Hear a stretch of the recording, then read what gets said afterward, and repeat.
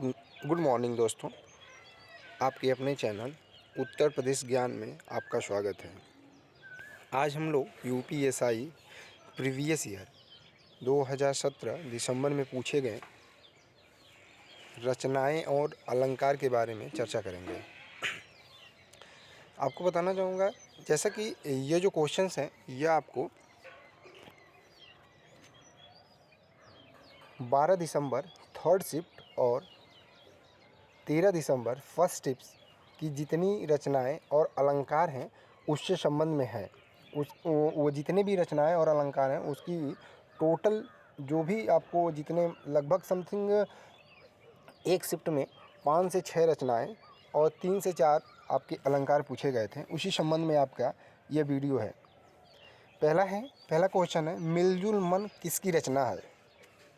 Option है नासिरा शर्मा, चित्रा मुदगल, ममता कालिया, मृदुला गर्ग। तो आपको बताना है कि मिलजुल मन किसकी रचना है। जैसा कि इसको व्यास सम्मान से भी सम्मानित किया जा चुका है। तो आपके ऑप्शन 4 हैं और आपको इसमें बताना है कि मिलजुल मन किसकी रचना है। जैसा कि बताना चाहूँगा जो मिलजुल मन है वह मृदुला गर्ग की रचना है।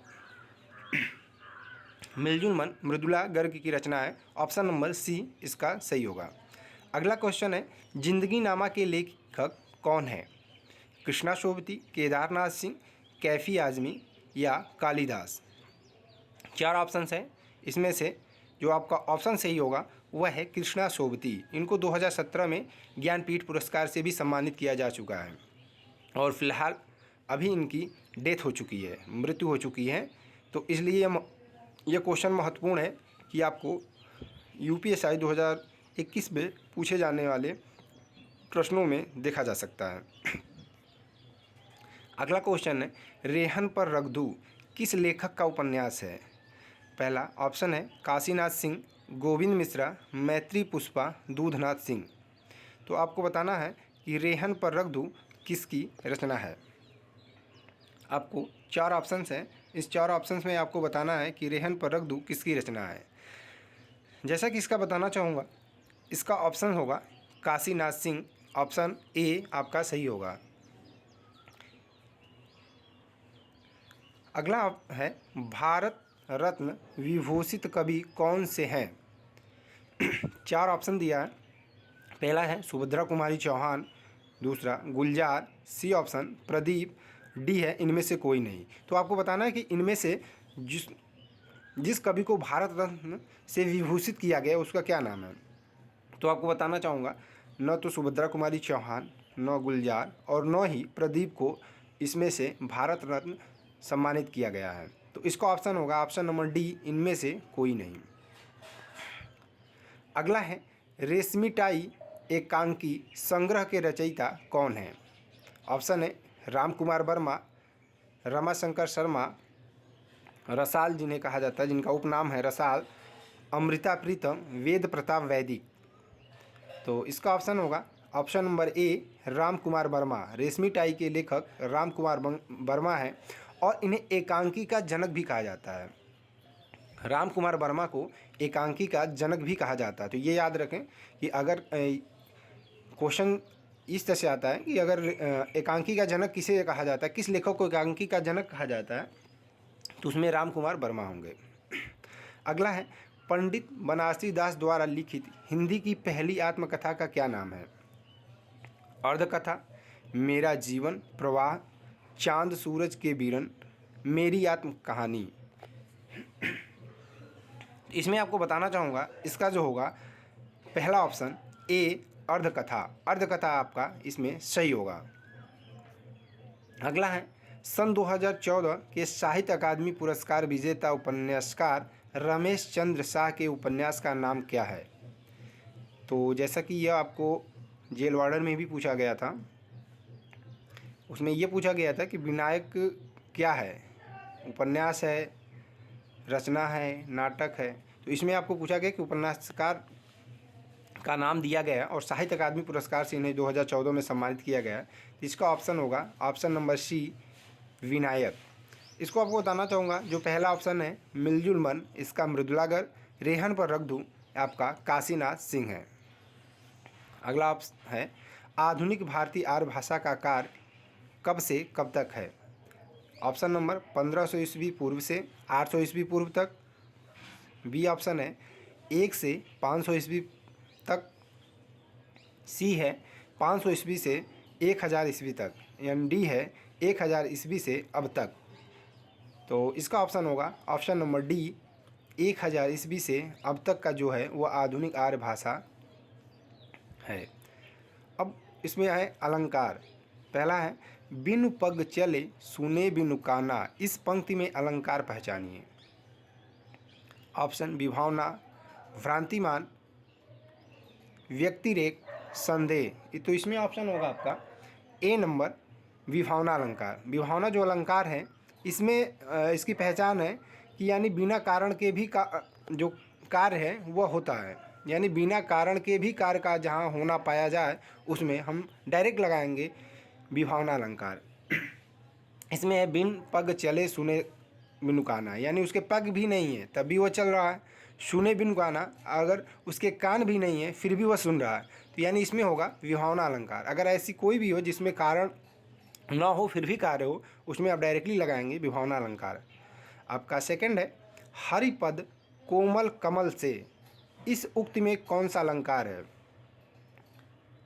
आपको बताना चाहूँगा इसमें आपकी तुलना की जा रही है और जिसका इसका ऑप्शन होगा ऑप्शन नंबर ए यमक, बी उपमा, सी रूपक, डी उत्प्रेक्षा अलंकार। तो इसका सही ऑप्शन होगा सही बी उपमा अलंकार।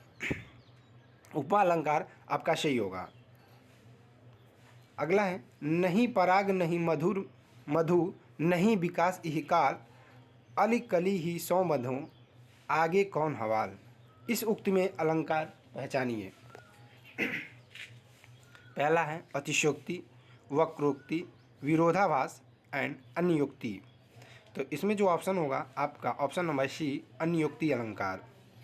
इसमें यह बिहारी दास के दोहे हैं और राजा जय सिंह को बिहारी अपने इस उक्ति के माध्यम से, इस रचना के माध्यम से उन्हें समझाना चाहते हैं। तो यानी इसमें है कि आपको यानी एक उक्ति दूसरी उक्ति पे कहकर दूसरे को संबोधित की जा रही है, इसे अन्योक्ति कहा जाता है। अगला है हनुमान के पूछ में लगन न पाई आग, लंका सगरी जल गई, घय निशाचर भाग, इस उक्ति में कौन सा अलंकार है। ये तो बहुत ही महत्वपूर्ण अलंकार है और प्रीवियस ईयर 2017 में जितने भी सेट हुए लगभग हर सेट में तो नहीं कह सकते हैं, बट पर डे या अगर 3 सेट थे तो एक सेट में अधिकांशतः ये क्वेश्चन पूछे गए थे और ये बहुत ही महत्वपूर्ण है। इसमें होगा ऑप्शन नंबर सी अतिशयोक्ति अलंकार। यानी कहने का मतलब है हनुमान के पूछ में आग भी नहीं लग पाई और लंका जो सारी जल गई और निशाचर भी भाग गए। यानी यह इतनी बढ़ा चढ़ा कर कहा गया है जो सीमा से परे है। जहाँ भी किसी चीज़ को इतना बढ़ा चढ़ा कर किया जाए जो सोचने यानी जो काल्पनिक हो, जिसे हम सोच नहीं सकते कि यह भी हो सकता है, वहाँ पे हम लगाएंगे अतिशयोक्ति अलंकार। अगला है मुक्तिबोध के लिए जैनेन्द्र कुमार को किस पुरस्कार से सम्मानित किया गया था। पहला है साहित्य अकादमी पुरस्कार, दूसरा है सरस्वती पुरस्कार, तीसरा है मंगला प्रसाद पारितोषिक पुरस्कार या डी है ज्ञानपीठ पुरस्कार। इसमें से आपको बताना है कि इसमें से कौन सा आपका सही होगा। तो आपको बताना है कि इसमें से आपका जो ऑप्शन नंबर है वो कौन सा सही होगा, जो कि बहुत ही आसान है। पहला है साहित्य अकादमी पुरस्कार, मैं आपको दोबारा ऑप्शन रिपीट कर दे रहा हूँ। दूसरा है सरस्वती पुरस्कार, तीसरा है मंगला प्रसाद पारितोषिक पुरस्कार और डी है ज्ञानपीठ पुरस्कार। ज्ञानपीठ पुरस्कार। इसमें से आपको बताना है कि इनमें से कौन सी रचना जो है यह आपको मुक्तिबोध जो थी उनको जैनेन्द्र कुमार मुक्तिबोध के रचना के लिए जैनेन्द्र कुमार को कौन सा पुरस्कार इसमें से दिया गया था।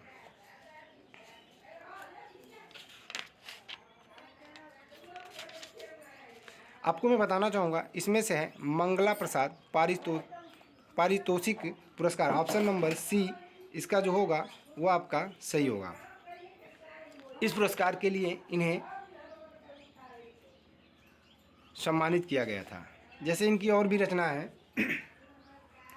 रचनाएं हैं जैसे त्यागपत्र एंड परख, ये भी महत्वपूर्ण रचनाएं जो कि पूछी जाती हैं। तो कृपया आप इसे भी ध्यान रखें कि आगे आने वाले किसी भी सेट में ऐसी प्रश्न पूछे जा सकते हैं। अगला है काली घटा का घमंड घटा। ये तो बहुत ही महत्वपूर्ण है और सभी लोग इससे परिचित होंगे कि ये जो रचना है काली घटा का घमंड घटा, ये जो अलंकार है इसमें है यमक अलंकार। क्योंकि इसमें घटा दो बार है, एक घटा का है घनश्याम, एक घटा का है बादल, यानी काली घटा का घमंड घटा, इसमें है आपका यमक अलंकार। अगला है पीपर पात सरिस मन डोला। इसमें पीपर पात उपमा अलंकार का कौन सा अंग है? इसका ऑप्शन नंबर डी उपमान अलंकार। इसका जो ऑप्शन नंबर डी है उपमान अलंकार होगा। अगला है पायो जी मैंने राम रतन धन पायो। इसमें कौन सा अलंकार है? अनुप्रास, उत्प्रेक्षा अलंकार, रूपक अलंकार या उपमा। तो इसमें आप देख रहे हैं जैसा कि हाइफन लगा हुआ है, योजक चिन्ह लगा हुआ है, राम और रतन के बीच में योजक चिन्ह है और उसकी सिंपल पहचान है रूपक अलंकार। इसमें आपका जो होगा वह रूपक अलंकार होगा। अगला है उपमा अलंकार में उप का अर्थ क्या होता है? उपमा अलंकार जो होता है उसमें उप का अर्थ क्या होता है? उपमा अलंकार में उप का जो अर्थ होता है वो ऑप्शन नंबर डी समीप होता है। तो आप आगे से ध्यान रखें कि आगे आपको इस क्वेश्चन को गलत नहीं करना है। और इसका उप का मतलब होता है उपमा अलंकार में जो उप लगाया जाता है उस उप का अर्थ होता है समीप यानी नज़दीक। तो कृपया आप इसे ध्यान रखें कि आगे से जो भी ये क्वेश्चंस हैं वो आपको गलत ना हो। तो ये थे महत्वपूर्ण क्वेश्चन जो कि मिलिंद मन किसकी रचना है। ये जैसा कि रिपीट हो चुका है क्वेश्चन, चित्रा मुद्गल उत्तर प्रदेश मृदुला गर्ग। इसका ऑप्शन नंबर डी होगा सही। जैसा कि ये क्वेश्चन आपको पहले भी कराया जा चुका है जो कि आपका रिपीट हुआ है क्वेश्चन जो कि पूछी गई थी उससे संबंध में सॉरी दोस्तों, एक जो आपका क्वेश्चन है मुक्तिबोध के लिए जयनंद कुमार को किस पुरस्कार से सम्मानित किया गया था, वह है आपका ऑप्शन नंबर सी नहीं है, ऑप्शन नंबर ए है साहित्य अकादमी पुरस्कार। तो माफ़ी चाहेंगे कि साहित्य अकादमी पुरस्कार है ऑप्शन नंबर ए। तो ऑप्शन नंबर ए आपका सही होगा। धन्यवाद दोस्तों। ये आपके जो भी अलंकार है 2 सेटों के वो आपके अलंकार और गुड मॉर्निंग रचनाएं ये आपकी कंप्लीट हुई। अगर आपने सब्सक्राइब नहीं किया है तो सब्सक्राइब करें, शेयर करें और वाचिंग करें। आज हम लोग यूपीएसआई 2017 अगर आप सब्सक्राइब करते हैं तो आपको समय समय पर यूपीएसआई से रिलेटेड जो भी क्वेश्चन इस चैनल पे कराए जाते हैं वो आपको मिलते रहेंगे। तो कृपया घंटी की बटन दबाएं, हम लोग करेंगे, लाल बटन को दबाएं, सब्सक्राइब करें और शेयर करें अपने दोस्तों में जिससे उनका भी फ़ायदा हो सके। धन्यवाद दोस्तों, जय हिंद। जो 12 दिसंबर को आपका हुआ था सेकंड